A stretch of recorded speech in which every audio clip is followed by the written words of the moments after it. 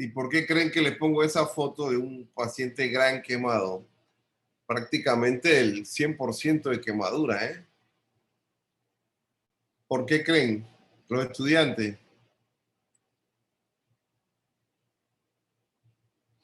Necesito que hablen. Porque, porque la respuesta metabólica después de una quemadura tan grande es bastante. Es una de las más intensas. Es más, muchos de los estudios de respuesta metabólica en sepsis, en trauma, se han obtenido de grandes quemados, de estudios en pacientes quemados, ¿no? Vamos a ver estos objetivos, hablar de la fase EP, hablar de la fase flow, diferenciar una respuesta inflamatoria local de sistémica y todo esto que significa SIRS, CARS, MARS, CAOS y FON, que algunos de estos ya ustedes deben conocerlas, ¿no? Cómo impacta la respuesta inflamatoria en los diferentes órganos y las consecuencias de una inflamación prolongada en el paciente quirúrgico y no quirúrgico. Entonces usted no puede hablar de inflamación o de respuesta a la agresión si no menciona unas palabras acerca del doctor David Cuthbertson, quien estudió el metabolismo y nutrición durante la fase de estrés severo, durante la fase de agresión severa. Esta es una frase propia de él que decía un balance de nitrógeno negativo que a menudo alcanza su máximo varios días después de un trauma en asociación con un aumento de la tasa metabólica basal. Se convirtió en un marcador de la lesión. La caracterización de la respuesta de la lesión en una fase EP, o sea, fase temprana, y una última fase de flujo, fase flow, proporciona un marco para considerar el catabolismo y el desarrollo de la pérdida de masa magra y su tratamiento. Estamos hablando de los años 1920-1930, donde hizo sus mayores trabajos y sus publicaciones en ese sentido.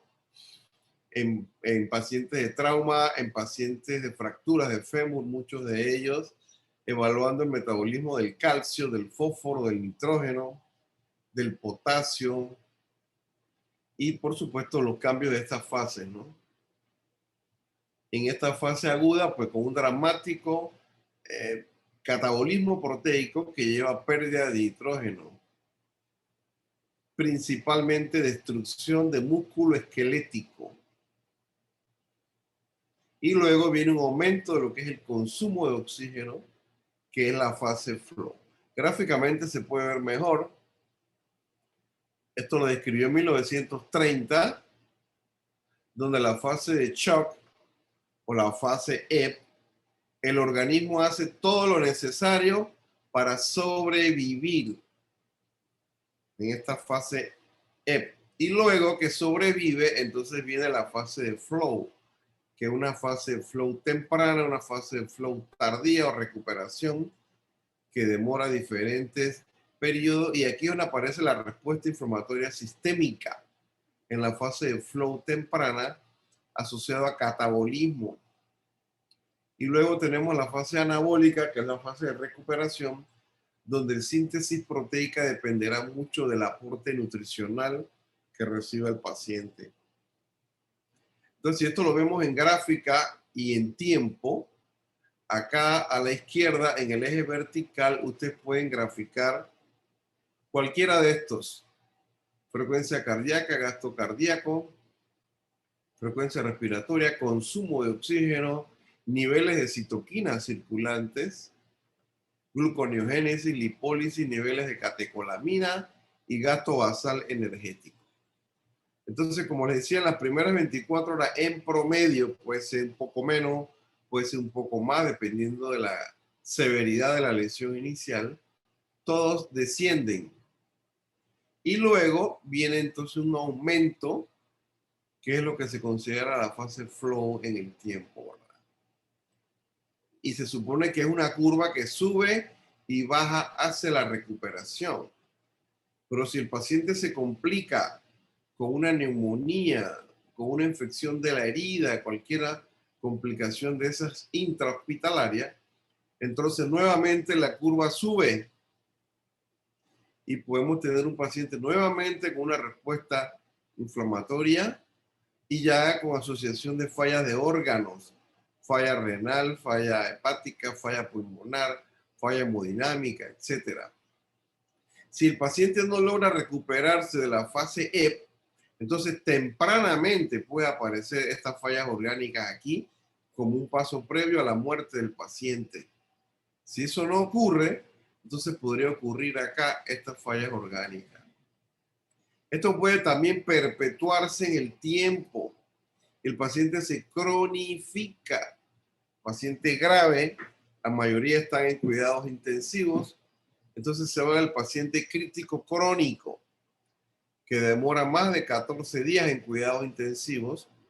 Y también se habla del PIC, que es el síndrome de inmunosupresión, inflamación y catabolismo persistente. Más adelante hay una diapositiva de eso, que se ve cuando el paciente ya supera los 21 días de permanencia en cuidados intensivos. Entonces, este grupo de curvas que suben y bajan, no hay cuerpo que lo aguante. El paciente mejora, empeora, mejora, empeora, mejora, empeora, pero llega un momento en que o se recupera completamente o lamentablemente las fallas de órganos, el shock séptico, pues lamentablemente pueden acabar con la vida del paciente. Y ustedes ven aquí en la fase EP, si la glucogenólisis no se detiene, pues continúa una destrucción de carbohidratos, de glucógeno principalmente, para producir energía, para llevar esa producción de energía a los sitios donde más se necesita. Si esto no se detiene para dar paso al inicio de la fase flow, si esto no ocurre, entonces aparecen las fallas orgánicas, el shock refractario y lamentablemente el paciente puede fallecer en las primeras 48 horas de ingreso a cuidados intensivos. Luego, si esto no ocurre y ya entra en la fase de flow, entonces ahora sí hay lo que se llama como una gluconeogénesis, donde hay mayor producción de glucosa también a partir de componentes que no son carbohidratos, como lípidos o proteínas, por ejemplo, y ahora sí podría llevar una tendencia a la estabilización. Ahora bien, eso fue descrito por Cuthbert en 1930. Estamos hablando de 90 años aproximadamente.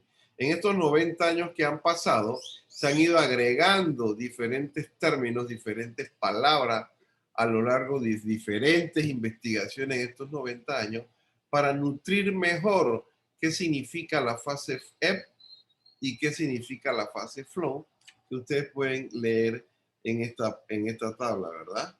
Pueden ver que la fase E, pues en promedio, no debería superar las 24 horas, porque es el tiempo que uno debe corregir toda esta inestabilidad hemodinámica del paciente. Y en verdad, el cuerpo, para resumirlo, cae el gasto basal energético, prácticamente se apaga, cae el consumo de energía para tratar de sobrevivir. Y si esto no se logra, repito, el paciente lamentablemente fallece. Si esto se logra, cruza entonces a la fase flow, donde ahora sí tenemos una respuesta inflamatoria sistémica, un aumento del transporte de oxígeno, aumento del consumo de oxígeno, aumento del gasto basal energético, hay fiebre, hay taquicardia, hay hipotensión por caída de las resistencias vasculares sistémicas, etc. Esto puede durar hasta una semana en promedio. Y luego de eso, entonces ya el hipermetabolismo empieza a caer, la respuesta hormonal también, y estamos ya en una fase anabólica. Y en el caso de heridas, pues la cicatrización dependerá mucho de la ingesta de nutrientes, del aporte de nutrientes a estos pacientes. Entonces, en resumen, la fase E básicamente se refiere a la supervivencia del paciente y la fase flow a la reparación. Deben recordar la redistribución del flujo sanguíneo cuando una persona está en shock, sea por hipovolemia o no. Recuerden que hay un aumento de la vasoconstricción esplácnica, no solamente esplácnica, también a nivel del músculo esquelético, del hueso, de la piel, de los riñones, todo eso para desviar la circulación hacia el sistema nervioso central y el sistema cardiovascular. Esto lleva a una hipoperfusión de la mucosa intestinal que la puede debilitar tanto al punto que permite que ocurra translocación bacteriana con cruce de bacterias y sus productos hacia la circulación sistémica vía portal. Debieran ser detenidos a nivel de las células de Kupfer en el hígado, pero si esto no ocurre y la invasión es muy grande, entonces ya estos gérmenes pueden diseminarse a la circulación sistémica y ahora tenemos un paciente con una respuesta inflamatoria sistémica aumentada, con sepsis, con shock séptico, le tomas unos hemocultivos y resulta que tiene bacilos gramnegativos en sangre. Y era un paciente con una hemorragia por trauma, pero tuvo un shock profundo. Entonces, no dio tiempo de desarrollar una infección. El foco inicial no fue infeccioso. Entonces, ¿cómo se explica que tenga bacilos gramnegativos en sangre tan temprano? Bueno, esta es la explicación y se ha visto en muchos pacientes. Entonces, hay tablas para tratar de explicar cómo el estrés metabólico puede empeorar, ya que se ha medido la excreción de nitrógeno en orina, se han medido los valores de glucemia, cómo se elevan, de consumo de oxígeno, cómo se elevan, del requerimiento de proteína, cómo se eleva, y los ejemplos más comunes que ustedes pueden ver. Una cirugía sencilla como una apendicectomía laparoscópica, pues miren que este paciente prácticamente el catabolismo muscular es casi nulo. Entonces la pérdida de nitrógeno en orina es igual que alguien que no se haya operado por una apendicectomía laparoscópica. La glucemia casi normal, el consumo de oxígeno, el aporte, el requerimiento, perdón, de proteína y una cirugía simple. Pero ya cuando hablamos de una colectomía o una hemicolectomía, observen que ahora sí tengo ya un poco más de catabolismo muscular. No olviden que 1 gramo de nitrógeno equivale a 6.25 gramos de proteína. Entonces, ese hipermetabolismo, ese hipercatabolismo de la masa muscular lleva a destrucción del músculo, a liberación de nitrógeno en sangre que va al riñón y se excreta en orina. Entonces, uno midiendo el nitrógeno excretado en orina puede saber aproximadamente la severidad del catabolismo que tiene ese paciente. Acuérdense que lo que se pierde en orina hay que sumarle 4 gramos de pérdidas insensibles y tendríamos la pérdida total. O sea que si un paciente está perdiendo 20 gramos en orina, en verdad la pérdida total es 24 gramos de nitrógeno. Esos 24 gramos de nitrógeno usted lo multiplica por 6.25 y te da la cantidad de proteínas que ese paciente catabolizó en las últimas 24 horas, porque es un examen que el resultado te llega el mismo día que mandaste la muestra, ¿no? Miren la glucemia, entonces, cómo se va elevando producto de la resistencia periférica a la insulina. Acuérdense que la insulina se pega al receptor de insulina, que tiene 2 subunidades alfa y beta, y este genera, al pegarse la insulina a este receptor, genera un cambio conformacional de fosforilación en el citoplasma que permite entonces la síntesis del GLUT4. El GLUT4 es el receptor que viaja a la membrana celular y esto ocurre más en el músculo esquelético y el tejido graso. Eso se llama translocación del GLUT4, que es entonces el receptor para que se capte glucosa. Pero en pacientes que tienen mucho estrés metabólico por la razón que sea, esta fosforilación o esta translocación del GLUT4 no se da adecuadamente, no se sintetiza el receptor de GLUT4.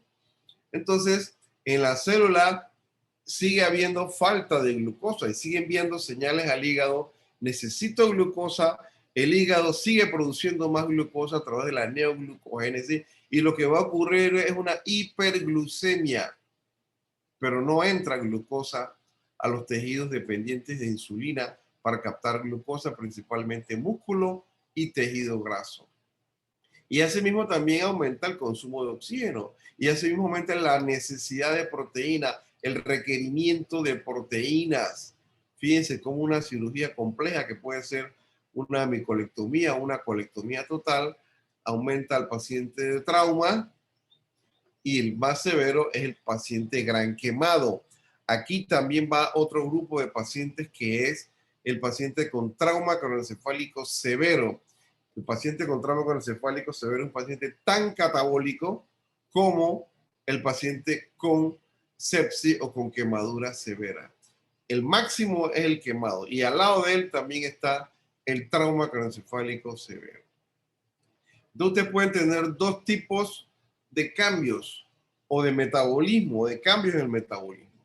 El hipometabolismo en la persona que no consume nutrientes, que está en ayuno prolongado y que la fase de adaptación lo lleva a que en la fuente energética principal del sistema nervioso central sean los cuerpos cetónicos. Hay un hipometabolismo en este paciente. Pero el paciente crítico hipermetabólico, observen, entonces acá el gasto basal energético se duplica o tal vez se triplica.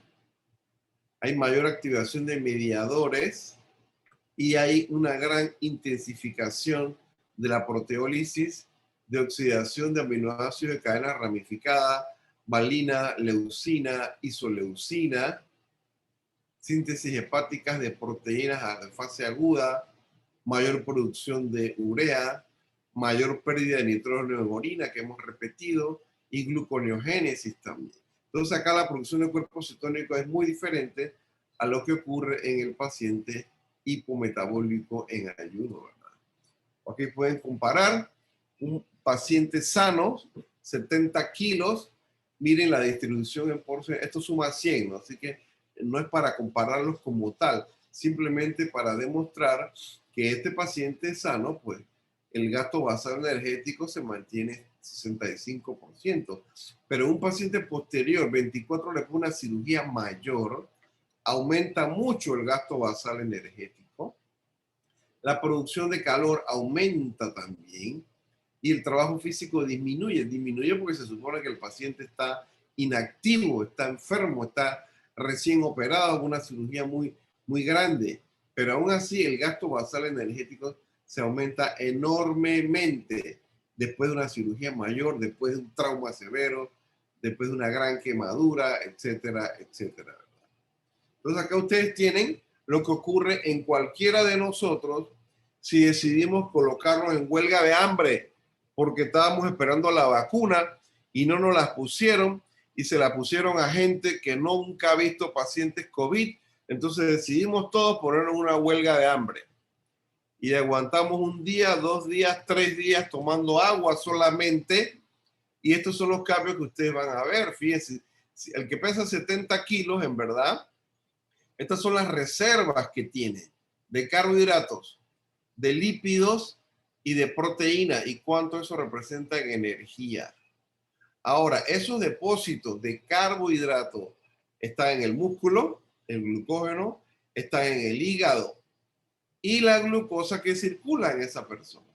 Pero eso después de 2 o 3 días ya no hay nada. Y entonces el hígado tiene que utilizar el glicerol para lo que es la gluconeogénesis hepática y producir glucosa que podría ser en promedio 30 gramos por día. Sumado a esto, hay un aumento de catecolaminas, una gran liberación de acetilcoenzima A que no puede ser metabolizada en el ciclo de Krebs y entonces sigue la vía de cuerpo cetónico para convertirse en fuente energética principal a nivel del sistema nervioso central. Esa sería la adaptación en una persona que está en huelga de hambre, por usar ese ejemplo. Pero esto no es lo que ocurre en un paciente hipercatabólico, hipermetabólico por una enfermedad. Esta adaptación no se da. Por tanto, continúa la destrucción de masa muscular y de ahí la expresión de alta pérdida de nitrógeno en orina, ¿verdad? Entonces, en los pacientes podemos tener que esto cambia dependiendo de la intensidad o duración de la agresión, de una inadecuada respuesta del huésped, ya sea por alteraciones genéticas, cambios genéticos o malnutrición, ¿verdad? Entonces hay liberación de células inmaduras, activación de monocitos y macrófagos. Y ocurre, pues, la temida inflamación sistémica generalizada, donde el sistema nervioso central tiene un papel fundamental. Aquí usted ve en la imagen donde el estímulo nociceptivo, que es la agresión, la injuria que sea, lleva a una respuesta del sistema nervioso central desde el hipotálamo con mayor producción de ACTH y hormona de crecimiento, en la suprarrenal mayor producción de adrenalina y cortisol, en el páncreas mayor glucagón. Por supuesto, se activa la inmunidad tanto innata como adaptativa, con entonces liberación de todos estos mediadores y citoquinas, ¿verdad? Y a la derecha, la respuesta final. Hay lipólisis, hay gluconeogénesis, hay proteólisis, síntesis de proteínas de fase aguda, por eso se mide tanto la ferritina en los pacientes con COVID, el dímero D también, hay fiebre y por supuesto hay hipermetabolismo. Esta imagen es vieja, hablando de los conceptos básicos de inflamación: calor, rubor, enrojecimiento, edema, dolor, pérdida de la función. Esto lo vemos cuando hay una inflamación localizada, pero cuando esto afecta a todo el cuerpo, pues la intensidad es mayor, ¿verdad? Aquí usted ve los números en el orden de cómo se van dando los eventos, usando el ejemplo de un foco infeccioso en algún sitio del organismo. Entonces se van dando una serie de cambios que empieza por vasodilatación, mayor permeabilidad, con diapedesis, salida de los neutrófilos, monocitos que se transforman en macrófagos, todo para tratar de fagocitar y controlar localmente la agresión o la infección. Esta imagen deben haberla visto, donde se resalta mucho más que células. Aquí hay el estímulo es la presencia de gérmenes, pero hay toda una serie de receptores proteicos, muchos de ellos, otros no, tanto en el endotelio capilar como en la membrana celular del macrófago, del monocito o del neutrófilo también, que permite esta unión para que él pueda cruzar a través de diapedesis al tejido, participación de complementos, de quimoquinas, histamina, y tratar de localizar, aislar el sitio infeccioso.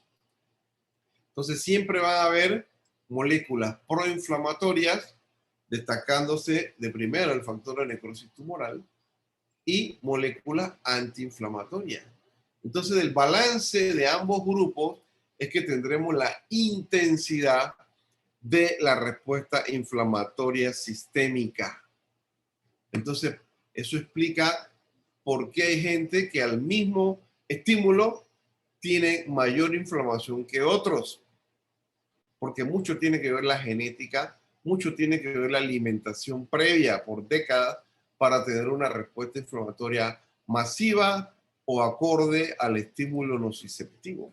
Acuérdense que 1992 es que se postula la utilización de los criterios de Sears y que en sospecha de infección se habla de sepsis. O sea, estamos hablando de 28 años atrás que esto se ha venido utilizando, esta definición, por estos doctores, el doctor Frank Serra, no, este es Roger Bond, este es Frank Serra, Philip Dellinger, y este es el doctor William Nau, que es el descubridor de lo que es la escala de Apache 2. Philip Dellinger todavía da conferencias. Este es Frank Serra, ya estaba retirado, y el doctor Roger Bond lamentablemente falleció. Estos tres estuvieron en Panamá en el año 94. Lo recuerdo muy bien. 2 años después del lanzamiento de estas definiciones, ellos estuvieron en Panamá, por supuesto, en un congreso de medicina crítica, uno de los primeros congresos en Panamá en ese sentido. Entonces, de ahí sale esta imagen ampliamente conocida, donde hay causas no infecciosas de SIRS y causas infecciosas de SIR, por lo cual se llama sepsis. Y de una infección localizada, si no se controla, pues lamentablemente el paciente puede evolucionar, complicarse progresivamente y morir, ¿verdad? Estos son los términos que siempre se han usado durante 28 años. Ahora bien, la última definición de sepsis de febrero del 2016, que se llama sepsis 3, propone que se elimine el término sepsis severa, que se elimine ese término, que se use solamente shock séptico. También propone que se elimine los criterios de síndrome de respuesta inflamatoria sistémica, pero esto está en controversia y mucha gente no está de acuerdo que se elimine los criterios de SIRS, que ustedes se deben saber ya también, como es cuánto es la temperatura, cuánto es la frecuencia cardíaca, cuánto es la frecuencia respiratoria o la presión arterial de CO2, cuánto el conteo de leucocitos o de formas inmaduras. Eso tienen que sabérselo de memoria. Entonces, una persona que tiene 2 de estos se considera que tiene un SIRS positivo, ¿verdad? Y aquí lo ven en inglés, lo mismo, los 4 aspectos que se evalúan, donde si el paciente tiene 2, pues ya estamos ante un SIRS, y si es alta sospecha de infección, pensamos que el paciente tiene sepsis, ¿no? Recordar que hay causas no infecciosas de SIRS: lesiones tisulares, metabólicas, neurológicas, relacionadas a algunos medicamentos o tratamientos, son más raras, pero se han dado, y a tumoraciones, a malignidades también. Factores de riesgo para desarrollar SIRS: inflamación persistente o foco infeccioso persistente, disfunción orgánica, miren la edad, situaciones de inmunosupresión. Todo paciente inmunosuprimido, por la razón que sea, esos pacientes tienen mayor riesgo de que les vaya mal cuando hay una infección severa, cuando hay un shock séptico. Eso es bien sabido. O pacientes malnutridos, ¿verdad?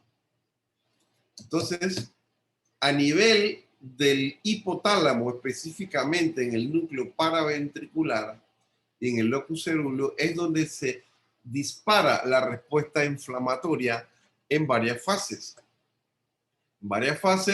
Aquí está Jean-Charles Precier, lo clasificó en tiempo, empezando con la respuesta simpática en los primeros minutos y segundos, ¿no? Incluyendo la respuesta de la médula suprarrenal. Luego, a nivel del eje hipotálamo-hipófisis, con ACTH, hormona de tiroidea, hormona de crecimiento, y las hormonas sexuales. Y luego la inflamación inmune, donde por supuesto hay mayor activación de citoquina y de mediadores. Entonces, todos estos factores estresantes, o estresores, mejor dicho, llevan a la gran liberación de catecolaminas, de citoquinas, de adipoquinas a nivel del tejido graso, y también de algunas hormonas gastrointestinales que pueden, por un lado, llevar a un catabolismo descontrolado y, por otro lado, una resistencia anabólica para favorecer la pérdida de masa muscular. Entonces, hay muchos mecanismos iniciales para que el hígado ponga en marcha una gran maquinaria de producción de glucosa. Acuérdense que se da la lipólisis durante esta respuesta inflamatoria. Se libera el glicerol que va al hígado a producir glucosa. se liberan ácidos grasos. Todo esto viene de los triglicéridos. Se liberan ácidos grasos que por la lesión que puede haber en la mitocondria y gran liberación de especies reactivas de oxígeno, hay lipoperoxidación de estas moléculas que van también al músculo y favorecen la proteólisis. Gran liberación de aminoácidos que llevan aumento de amonio y de urea, y principalmente lo que es la alanina y la glutamina también van al hígado para producir glucosa. Y aquellos tejidos isquémicos con hipoxia que tienen mayor producción de lactato, hay un ciclo que se llama el ciclo de Cori, en la cual entonces el lactato también va al hígado, y todo para ayudar a la producción de glucosa, mayor producción de glucosa a aquellos tejidos no insulino dependientes. Entonces aquí tenemos un resumen de todas las alteraciones por hiperinflamación como respuesta al estrés a nivel del hipotálamo de fiebre, a nivel cardiovascular, a nivel hepático, a nivel del sitio donde es la lesión inicial, a nivel de la hipófisis, a nivel de la suprarrenal, a nivel renal, a nivel pancreático, músculo esquelético, ya hemos repetido, gran pérdida de masa muscular, inclusive la médula ósea, hay menor producción entonces de glóbulos rojos, perdón, de la serie roja, la serie blanca, que son los glóbulos blancos tan elevados inicialmente. Inclusive también se puede afectar la producción de plaquetas, que es parte de lo que puede ser una falla hematológica más adelante.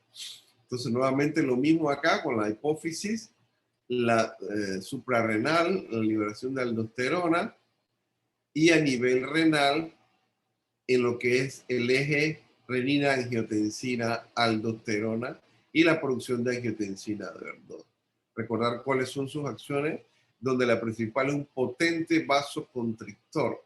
De hecho, actualmente uno de los medicamentos que más se está comercializando en Estados Unidos para el control de la presión baja en pacientes que tienen shock refractario, o sea, la presión no mejora, es un producto comercial que precisamente es angiotensina 2 y ha logrado revertir muchos pacientes. Esperamos que pronto la tengamos en Panamá. Entonces, todos estos estímulos que van al sistema nervioso central, entonces el sistema nervioso central inicia una respuesta, que es la que ya sabemos que es la respuesta inflamatoria sistémica, o el SIRS, amplificado por el hipotálamo, por la hipófisis y por la glándula suprarrenal. Entonces, ok, en pacientes quirúrgicos, ustedes tienen que, este es el eje que hemos descrito, donde la hormona de crecimiento trata de reducir la proteólisis, como pueden ver, pero de una forma muy tímida, en comparación con el efecto de la ACTH y el cortisol, que favorecen el catabolismo proteico. Y aquí estas flechas al revés reducen la cicatrización, aumentan infecciones, aumentan isquemia, sepsis y muerte. Pero en el paciente quirúrgico, bueno, ustedes tienen aquí la flecha de este lado, que es un efecto de retroalimentación negativa. O sea que se controla la liberación de ACTH y de cortisol. Pero en el paciente de una cirugía mayor o de trauma se ha visto que este eje se anula, este control, esta retroalimentación negativa se anula. Por tanto, hay una mayor sobreexpresión del ACTH y sus efectos. Principalmente el daño es a nivel del músculo, con mayor catabolismo proteico, repito, y el cortisol, nuevamente recuerden las flechas hacia abajo, que reduce la cicatrización, aumenta las infecciones, más isquemia, más sepsis y más relación con muerte del paciente. Entonces, esta agresión, que pueden ser de diferentes tipos, puede seguir la vía de la hipertrofia, que es casi falso, casi nulo, o la vía de la atrofia a través del factor de necrosis tumoral y de miostatina, que al final, después de cambios originados en el núcleo celular, terminan con lo que hemos repetido: mayor degradación proteica, mayor pérdida de masa magra a medida que pasan los días con este paciente hipermetabólico. Entonces tenemos la herida, la hipotermia, la hipotensión, el dolor, activación del sistema adrenosimpático y la inflamación de las citoquinas, sumado a la inmovilización, sumado al ayuno y todos estos cambios, tenemos mayor catabolismo y menor anabolismo. Entonces hay tres fases descritas. La fase 1, en la cual es liberación local de estas citoquinas en una respuesta inflamatoria, reclutando células del sistema retículo endotelial. Luego viene una fase 2, para que se aumente la respuesta local y se reclutan ahora en macrófagos, hay plaquetas, la fiesta va empeorando, va llegando más gente que inicialmente no estaba invitada, gente tóxica que puede hacer más daño que bien para todos, y llegamos a la fase 3, donde ahora sí ya no hay control en la fiesta, por usar un ejemplo, ¿verdad? Y el efecto principal es el daño a diferentes órganos. Y ahora sí podemos tener un daño hematológico, renal, pulmonar, hemodinámico, etc. Aquí se puede ver la fase 1, respuesta local; fase 2, no se logra la homeostasis; y fase 3, con un CIRS, con afectación de diferentes órganos y una falla orgánica múltiple. Entonces se han descrito una lista de mediadores proinflamatorios. Esto ustedes ya lo conocen: factor de necrosis tumoral, interleuquina 1, 6, 8, interferón gamma. Recuerden que la interleuquina 6 se decía que era uno de los más importantes mediadores proinflamatorios en esta pandemia del COVID-19. De hecho, hay medicamentos que bloquean el receptor de la interleuquina 6, como el tocilizumab. Igual para los otros también hay bloqueadores de receptores, pero el resultado final pues no ha sido el que se esperaba con aquellos pacientes que se les aplicaba el medicamento, ¿verdad? Mediadores antiinflamatorios, factores hemostáticos, todo lo que es el sistema de coagulación tiene una participación importante en pacientes con respuesta inflamatoria sistémica aumentada e hipermetabolismo, sea COVID o no sea COVID, mucha participación. Y otros mediadores extracelulares, óxido nítrico, bradiquinina, como pueden ver. Entonces, en rojo resulta que la respuesta inflamatoria puede ser bien severa, Ese es un extremo, bien severa, y que acaba pronto con la vida del paciente, lamentablemente. Y en verde, lo contrario, una hipoactividad. Acá arriba tengo el paciente con glóbulos blancos en 20.000, 22.000. Acá tengo el paciente con glóbulos blancos en 3.000. Y pobre reactividad a los estímulos, ¿no?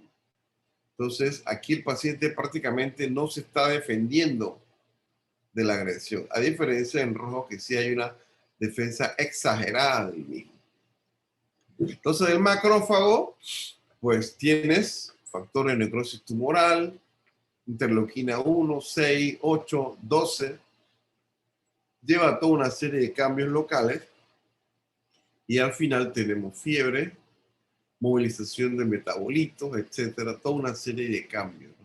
Entonces tenemos la respuesta inflamatoria sistémica, tenemos el CARS, que es una respuesta antiinflamatoria compensadora descrita, tenemos el MARS, que es la mixta, una combinación de ambos, y luego de esto tenemos todo un caos, que eso se ve cuando el paciente no mejora, no mejora, no mejora. Tenemos ya una semana el paciente en ventilador, vasopresores, y no mejora. Entonces esta combinación de estos dos es el famoso MARS.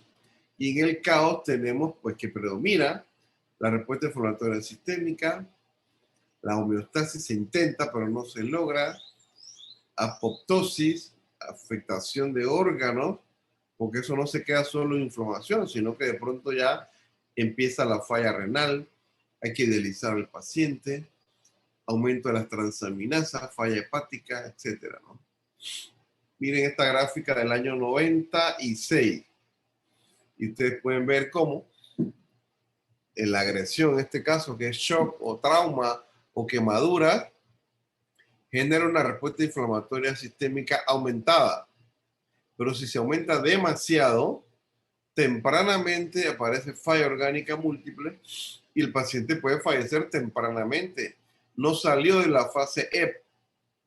Luego sale de la fase E y va a la fase flow, entonces tenemos una respuesta una respuesta compensadora mucho más severa con inmunosupresión principalmente. Y puede haber falla orgánica múltiple un poco más tardía. Y en el intermedio, situaciones que tienen que ver con sepsis, con el no uso de tubo digestivo, con no darle nutrición al paciente y que se piensa que puede tener un papel para la progresión del cuadro séptico de muchos de estos pacientes. Lo mismo que hemos visto en otras gráficas anteriores, los pasos que se van dando desde la agresión tisular, tejido dañado, se van viendo los números, activación del complemento, invasión por mediadores y por neutrófilos que salen al tejido, hay quimiotaxis, hay opsonización, participación del complemento, y luego ya los monocitos que salen al tejido se transforman en macrófagos, todo ello con liberación de interleuquina, factor de necrosis tumoral y intento de fagocitosis por el macrófago de todos estos bacilos que aparecen aquí, ¿no? Entonces hay una respuesta aumentada y un gasto basal energético aumentado. Entonces tienes, de acuerdo a la severidad, pues el gasto aumentado es severo, es moderado o es leve, ¿no? Y asimismo en la curva de el nitrógeno excretado, de la destrucción de músculo. Es leve, es moderada o es severa. Fíjense. Recuerden nuevamente que un gramo de nitrógeno equivale a 6.25 gramos de proteína. Nosotros hacemos mucho en cuidados intensivos el balance de nitrógeno, que es la resta del nitrógeno que el paciente recibe y la resta del nitrógeno que sale en orina. Calculamos cuánto le estamos dando de proteína al paciente. Eso sería el nitrógeno que ingresa. Y luego ya sabemos cuánto nitrógeno perdió en orina en 24 horas. Ahí le sumamos 4 gramos de pérdida insensible y ya sabemos cuánto ingresó y cuánto egresó. Hacemos la resta. Lo normal en cualquier persona es más 1 más 2. Pacientes graves, pacientes críticos, pues jamás vas a encontrar más 1 más 2. Vas a encontrar menos 2, menos 3, menos 4 aproximadamente. Entonces está descrito que esta respuesta hipermetabólica que ustedes ven en la gráfica de abajo tiene mucha relación con la respuesta genómica que es en la gráfica de arriba.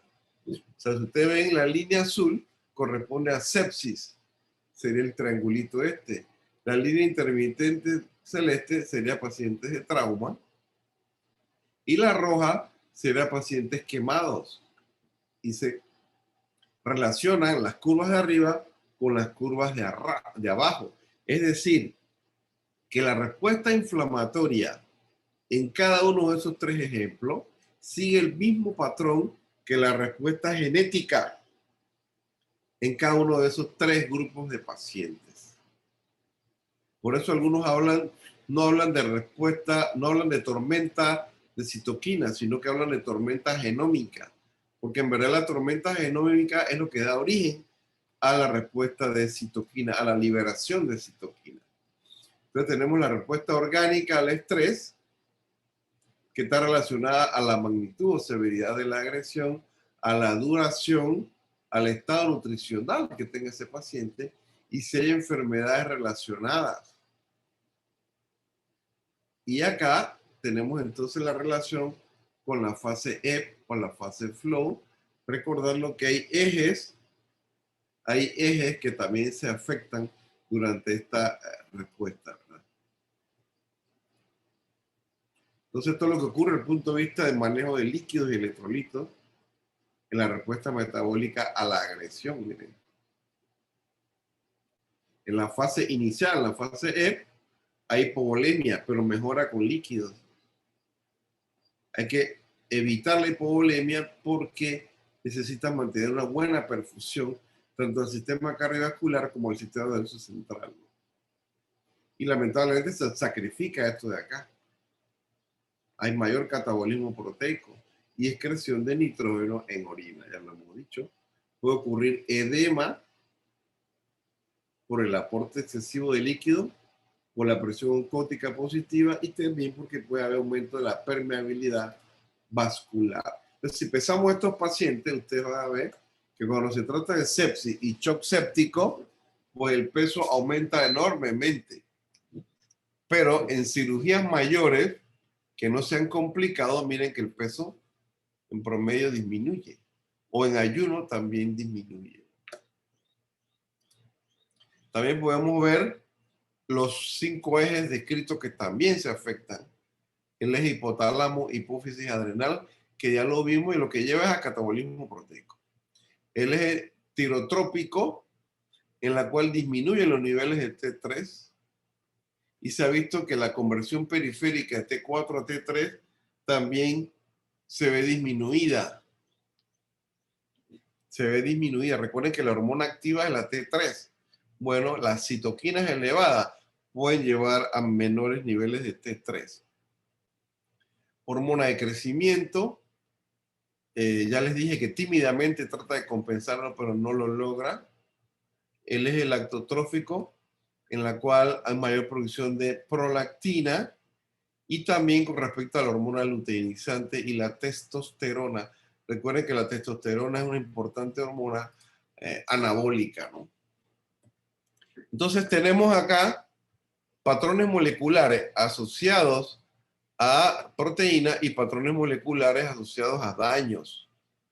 Entonces todos ellos participan con receptores o sensores específicos, no solamente celulares, sino de complejos, y llevan a un efecto en la cual mayor producción de mediadores, esto que se leen aquí, y generan cierto bombardeo a órganos cercanos o distantes que pueden llevar a fallo de esos órganos.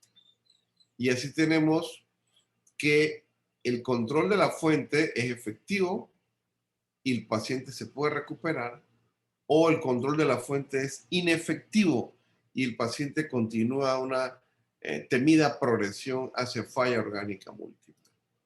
Entonces tenemos una situación en la cual no se ha complicado nada y el paciente sube la curva y baja y se recupera, versus aquel en la cual sí presenta complicaciones y tiene peores resultados, tanto con la inmunidad innata como con la inmunidad adaptativa, que es esta que vemos acá en verde. Entonces puede haber varias causas de agresión que aumentan la respuesta inflamatoria sistémica. Si es un trauma inicial, una cirugía o la cirugía reparadora, donde el perfil de citoquina que más predomina es este, como pueden ver, y abajo los factores que pueden ayudar a que se presente el CARS y las citoquinas que pueden participar más. Lo cierto es que las células asesinas o natural killer tienen un papel importante en toda esta maraña de eventos, si pudiéramos llamarlo así, que empieza con una neumonía en esta imagen, diseminación bacteriana y luego afectación de diferentes otros tejidos distantes y que lleva a falla orgánica y muerte, lamentablemente. Pero el natural killer, pues vean ustedes toda la cantidad de moléculas que participan junto con las células dendríticas para tener un control y lograr mayor inflamación, pero esta excesiva inflamación es lo que afecta sin duda al ser humano, ¿verdad? Entonces estas bacterias generan un estímulo al macrófago, pero no solo ellas. Hay muchos otros estímulos: hipoxia, isquemia, reperfusión, eventos iatrogénicos del ventilador mecánico, patrones moleculares asociados a proteínas, complementos, mediadores lipídicos, citoquinas, neuromediadores, factores de coagulación, glucosa, células necróticas, etcétera, para que libere todas estas citoquinas proinflamatorias del macrófago. Entonces tienes ejemplos de patrones moleculares asociados a patógenos, virus, bacterias, hongos, y los asociados a daño, ¿no? Con las lesiones estas que ocurren. Y podemos ver cómo el factor de necrosis tumoral, que estimula la expresión de muchos genes proinflamatorios, llevan entonces finalmente a la liberación de citoquinas, de la temida tormenta de citoquinas, ¿verdad? Entonces, en época de huracanes podemos ver que también se ha descrito lo que es la tormenta de citoquinas, la cual fue descrita por primera vez en 1993, pero en pacientes con trastornos hematológicos. Pero en verdad el término se usa, ustedes recordarán la guerra en Kuwait, donde Irak invadió Kuwait y vino toda una operación internacional para liberar esos territorios. Esa operación se llamó Tormenta del Desierto. Desde allí utilizan el término para aplicarlo a tormenta de citoquina en muchos otros eventos patológicos en medicina también. Lo cierto es que esta tormenta de citoquina ahora ha tomado mucho más prestigio, diría yo, mucha más fama con esta pandemia, ¿no? Porque hay una gran liberación de situaciones que llevan a coagulación, shock, lesión pulmonar, lesión celular, parálisis inmunológica, falla renal, y no solamente por infección, también muchos otros eventos no infecciosos que también pueden originar esta temida tormenta de citoquinas. Ustedes tienen, por ejemplo, un paciente con un foco infeccioso en fosa ilíaca derecha. ¿Qué puede ser? Dígame un ejemplo. Apendicitis. ¿Ah? Apendicitis, doctor. Exacto, lo más común, ¿verdad? Pero resulta que la inflamación está localizada ahí. Pero el paciente no quiere ir al médico, tiene miedo de ir al hospital porque hay muchos casos de COVID y él prefiere tomar acetaminofén, inclusive le recomiendan antibióticos, se lo toma en casa y siente algo de mejoría, pero no, la inflamación continúa, pasa 1 o 2 días y ahora él tiene fiebre de 38, 40, glóbulos blancos en 16,000 y subiendo, deshidratado, tendencia a hipotensión. O sea, lo que estaba localizado ahora es sistémico. Entonces ya esto es una urgencia, ¿verdad? La gran cantidad de citoquinas que tienes liberado es enorme y pueden causar mucho daño y falla orgánica múltiple, shock séptico, etcétera, ¿no? Hay un producto o un dispositivo que se llama CytoSorb que precisamente tiene la capacidad de retirar de la circulación una gran cantidad de citoquinas, como ustedes pueden leer aquí. Con peso molecular, todo lo que pesa entre 10 a 60, 65 Dalton, ese dispositivo lo retira de la circulación y hemos visto una gran reducción en la respuesta inflamatoria. Este dispositivo está compuesto de perlas de polímero poroso que se enrollan sobre sí y cuando eso se abre, en verdad tiene una superficie de 4 campos de fútbol. O sea, la superficie de absorción con D, es 40,000 metros cuadrados. para absorber citoquina. Y no solo citoquina, hay una gran cantidad de sustancias como mioglobina, por ejemplo, que se pueden sacar de la circulación y evitar que el paciente haga falla renal en pacientes que tienen rhabdomiólisis, pacientes que han tenido intoxicaciones o envenenamiento por algunas drogas, también se pueden retirar, pacientes que tienen hiperamonemia, hiperbilirrubinemia, todo esto que usted puede leer ahí, todas esas moléculas se pueden retirar de la circulación sistémica del paciente, ¿verdad? Con este dispositivo que cada vez utilizamos más. Intoxicaciones por alguno de estos medicamentos igualmente se pueden retirar con el CitoSorb. Lo cierto es que en sepsis, pues la mucosa intestinal juega un papel muy importante como foco primario en algunas situaciones y más cuando el paciente está en shock. Aparte de eso, recordar que lo que ocurre en la mucosa intestinal de inflamación controlada, en teoría es como una práctica para cuando se dé la verdadera invasión. Y eso es muy importante conocerlo, ya que mantiene en entrenamiento a nuestro sistema inmunológico. Y de ahí el concepto de que el órgano inmunológico más grande del cuerpo es precisamente el tubo digestivo, ¿verdad? Casos de sepsis en Estados Unidos, miren, casi 1 millón de casos en el 2010. Esta publicación es del 2018 y la curva en negro son casos en Norteamérica como prácticamente tiene un aumento exponencial, como pueden ver. En celeste son casos de Europa y en rojo lo que sería Australia y Nueva Zelanda. Hay un aumento exponencial de casos de sepsis severa en Norteamérica y en países de pocos ingresos hay mucho menos datos, ¿no? Hay un aspecto de polimorfismo genético también. Fíjense que se ha descubierto que el 20% de la población tiene un alelo del gen del factor de necrosis tumoral que contiene guanina y eso aumenta la posibilidad de muerte por shock séptico casi 4 veces más que los que no tienen ese alelo.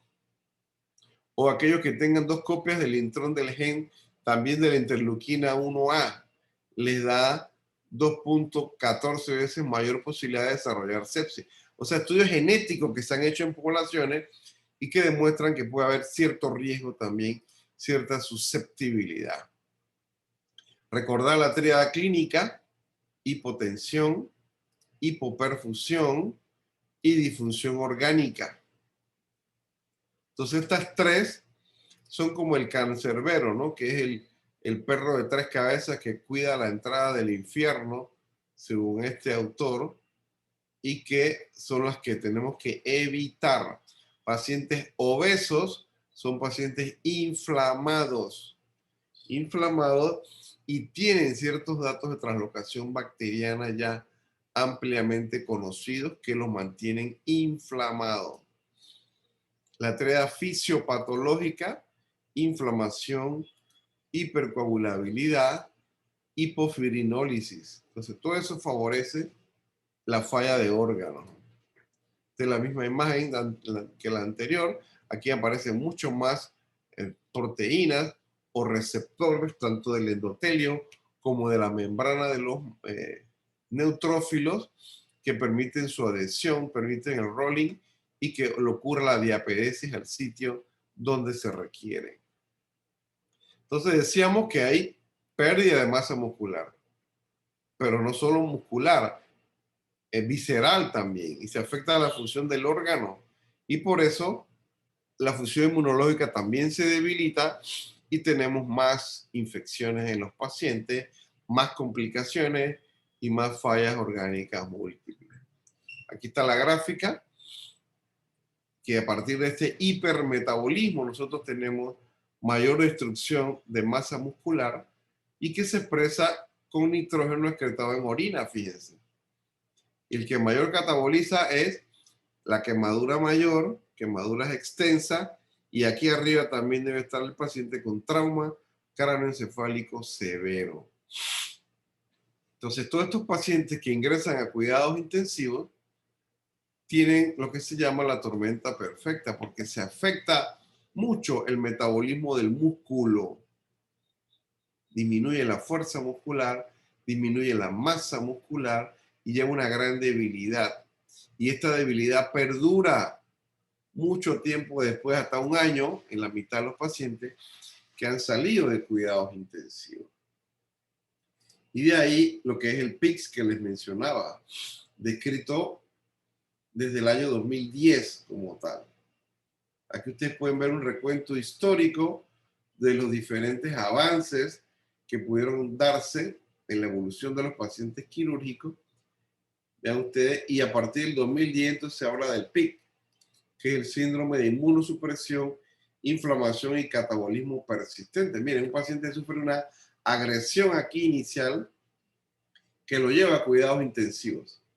Pero una vez se corrige, el paciente se puede recuperar rápido y sale de cuidados intensivos 2, 3 días, máximo 5 días.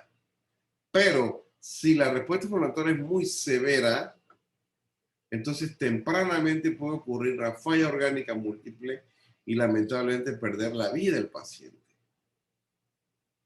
También está el CARS, recuerden, y tenemos situaciones en las cuales el paciente mejora, empeora, mejora, empeora. Cruzamos los 14 días y hablamos del paciente crítico crónico. Y el paciente sigue mejora, empeora, hasta que lamentablemente ya hay una progresión de la inmunosupresión y lamentablemente puede fallecer. Hay algunos criterios que nos ayudan a reconocer esta situación. Presencia en cuidado intensivo más de 14 días. Proteína C reactiva más de 50 por la inflamación. Conteo de linfocitos. Valores de albúmina, prealbúmina. Igual acá, marcador de inflamación como proteína C reactiva, neutrófilos, linfocitos. Entonces son datos que nos pueden ayudar a diagnosticar el paciente, ¿verdad? Entonces estas causas más comunes también llevan a lo que es una mielopoiesis de emergencia, en la cual muchas células inmaduras de la médula ósea salen a la circulación sistémica. Esto se llama expansión del sistema mieloide supresor. Salen a la circulación sistémica, aún así hay posibilidad de recuperación, pero si no, entonces el paciente sigue empeorando, entra en un círculo vicioso donde lamentablemente puede fallecer más adelante y pues tener una muerte indolente, ¿no? Entonces algo muy parecido a los pacientes con COVID. Una vez que ya se instala la respuesta inflamatoria severa, que es el estadio 3, son pacientes que lamentablemente perduran en cuidados intensivos, en ventilador o con traqueostomía, siguen empeorando lastimosamente y fallecen. El comportamiento de los anticuerpos, recuerden que primero tenemos la IgM, que me dice que tengo enfermedad activa, y luego tenemos la curva de la IgG, que me dice que ya tuve la enfermedad y que tal vez esté ciertamente protegido, ¿no? A nivel pulmonar, esto es lo que genera una gran inflamación a nivel pulmonar, la unión de la proteína de espiga al receptor angiotensina 2, y me lleva a una gran inflamación pulmonar típico de un déficit respiratorio agudo, una inflamación severa a nivel del pulmón. Y hay 3 factores descritos claramente demostrados que pueden empeorar los resultados. Que la persona sea hombre, porque tiene mayor obesidad y grasa abdominal, que sea mayor de edad, mayor de 60 años, porque las personas mayores de 60 años también tienen aumento de la inflamación, y que sean obesos. Los pacientes obesos tienen una metainflamación, tienen altos niveles de leptina, y resulta que la leptina tiene una estructura química muy similar a la interleuquina 6, llevando a mayor inflamación del pulmón de los pacientes obesos que tienen COVID-19, ¿verdad? El aspecto de microtrombosis también se ha descrito en esta inflamación, inclusive tromboembolia pulmonar, ¿no? Entonces, recordar los factores de riesgo, las alteraciones hemostáticas y el resultado clínico de fallas de órgano. Recordar que hay situaciones extrapulmonares. Inicialmente se decía que esto era una neumonía y que solo era pulmón. Ya estamos sumamente claros que puede afectar todos los órganos. Ya había un atlas de alteraciones dermatológicas solo por COVID. Así que imagínense por dónde va eso de las afectaciones en diferentes partes del órgano. Esta es una revista que les voy a dar. Este es el capítulo 1, que tiene relación con lo que hemos hablado y con lo que veremos más adelante y mañana, que es parte de lo que van a estudiar, ¿verdad? Entonces, fase EP y fase FLO representan diferentes respuestas a la agresión en dos fases distintas: shock, catabolismo, anabolismo. Respuesta inflamatoria sistémica puede representar una agresión más a los diferentes sistemas orgánicos, llevando a falla orgánica múltiple.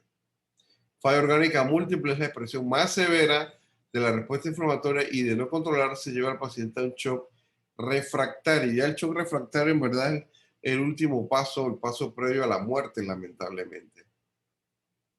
El CIRS activo representa un estado hipercatabólico e hipermetabólico que afecta al metabolismo de proteínas, carbohidratos y lípidos, siendo la pérdida de proteínas y masa magra la peor consecuencia. Pacientes quirúrgicos críticos pueden cronificarse en UCI, llevando a gran debilidad muscular y estancias prolongadas. Estamos hartos que nos digan héroes, ¿eh? Hartos. Lo que la gente quiere es insumo para trabajar. Lo que la gente quiere es que le paguen a tiempo. Y así es que se tratan los héroes, no solamente diciéndole héroes y punto. ¿Preguntas, comentarios? Doctor, sí, una pregunta. Por lo menos en estos pacientes que, bueno, por lo menos ya había mencionado de los diferentes, las diferentes maneras en las que se podría clasificar a los pacientes. Por ejemplo, en los casos de los que sufren o los que se le hace una cirugía menor o una cirugía mayor, ¿hay alguna manera de evitar de que lleguen a este estado desde antes? Claro, haciendo todo bien. Digo, cirugías menores, la posibilidad de que se te compliquen no es cero, pero es muy baja. Es muy baja. Eso lo puedes ver más en cirugías mayores. Entonces ahí va lo que es la preparación del paciente. ¿Cómo se preparó el paciente? ¿Sufre alguna enfermedad previa? ¿Cómo está el control de esa enfermedad previa? ¿Cómo está el umbral anaeróbico, que es lo que veremos mañana? Y cosas de esas, ¿no? Hay muchas formas de tratar de prevenirlo. Eso no te garantiza 100% que no ocurran complicaciones, pero si hacen las cosas bien, antes, durante y después, la posibilidad de complicaciones temidas como esto que hemos visto en cirugías mayores se reduce bastante. ¿Ok? Sí, y lo otro que quería preguntar es, por lo menos el nitrógeno urea nitrógeno orina, perdón, que había mencionado, ¿cada cuánto tiempo se mide en estos pacientes? Cada semana. En promedio de rutinas cada semana. Nosotros lo hacemos los lunes. Es decir, las enfermeras recogen la muestra de orina desde las 7 de la mañana del domingo a las 7 de la mañana del lunes. Entonces, por ejemplo, el paciente orinó 2 litros, por decir algo, 24 horas. Ellas toman una muestra, 100 cc, y lo mandan al laboratorio. Y le dicen que el paciente orinó 2 litros. Entonces, ellos sacan la cantidad de nitrógeno que hay en esos 100 cc, en esa muestra que se envió al laboratorio, y ya la multiplicas por el resto para que te dé cuánto es el volumen, cuánto es la pérdida total en ese volumen de 2 litros. Y ya con eso tú tienes la excreción en 24 horas, en las últimas 24 horas. Ese resultado debe estar llegando al mediodía del lunes, 1 de la tarde máximo 2, y ya con eso uno puede calcular si está con un balance negativo, balance neutro raras veces, o balance positivo raras veces también. Así es. Ok, Gracias, doctor. vamos a la siguiente clase.